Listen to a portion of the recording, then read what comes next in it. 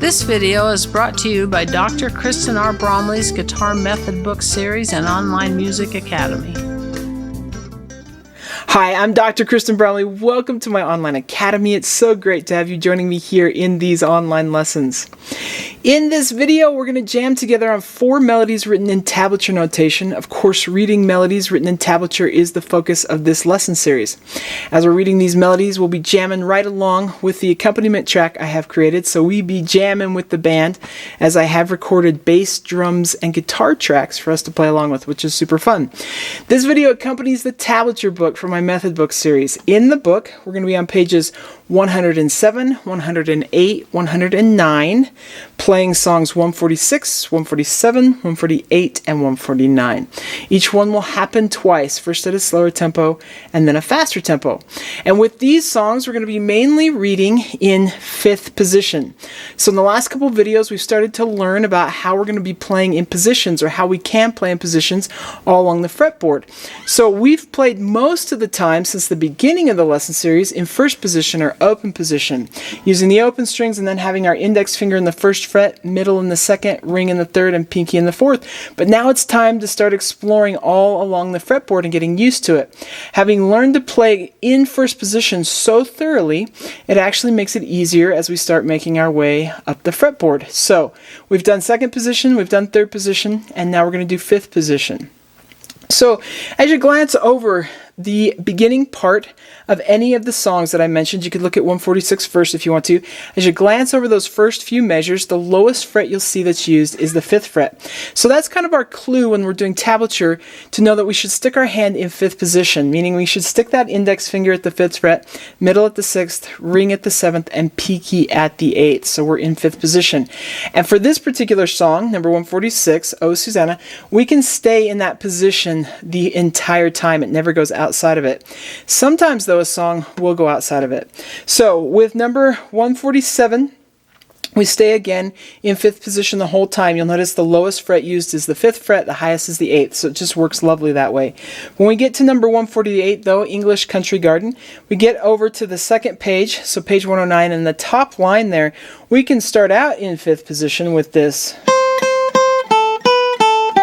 But then in that next measure, in that 2nd measure, we're going to get up to the 10th fret. So in this case, it's nice to just go ahead and shift and put your middle finger at the 8th fret, and then grab the 10th fret with your pinky, and stay in that position until we play that whole line, for the remainder of that line, I should say. And then when we get to the last line, you have this rest. We want to shift down and put our pinky at that 8th fret to play.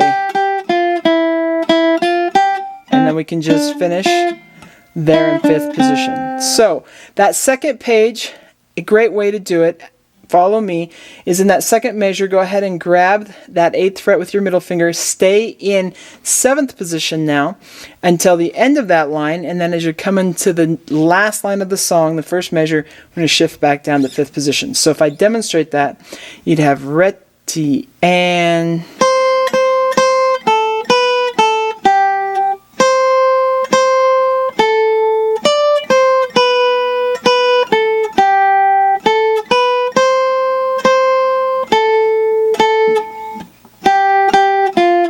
we can continue that line in 5th position. So that's how that one will work.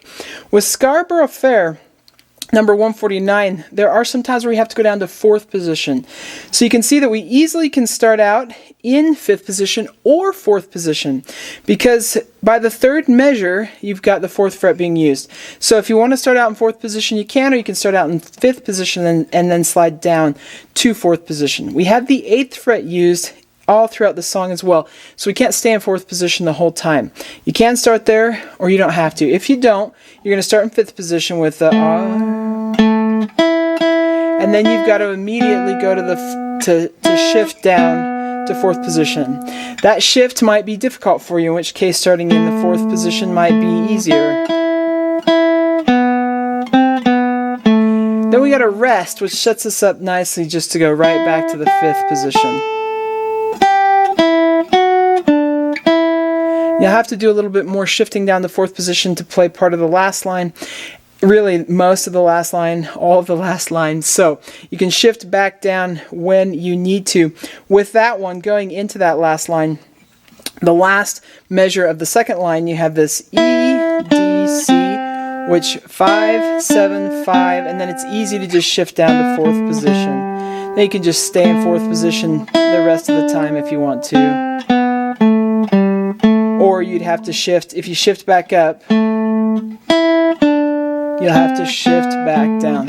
It doesn't matter which way it's done, just kind of whichever way works best for you. Alright, so each one of these, as I mentioned, is going to happen twice. First at a slower tempo and a faster tempo. It's going to be so great to jam together. Let's go ahead and play these.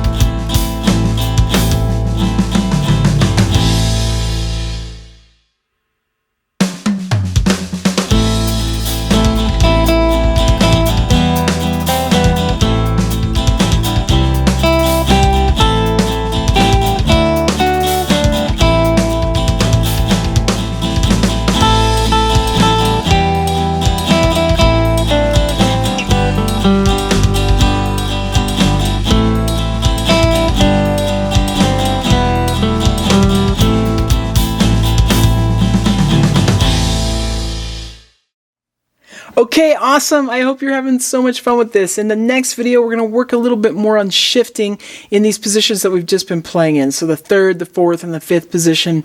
We'll be playing a little bit more in those, but working with more shifting. So it's going to be great. It's going to be fun. Take care, and I'll see you next time. Thanks for watching this video.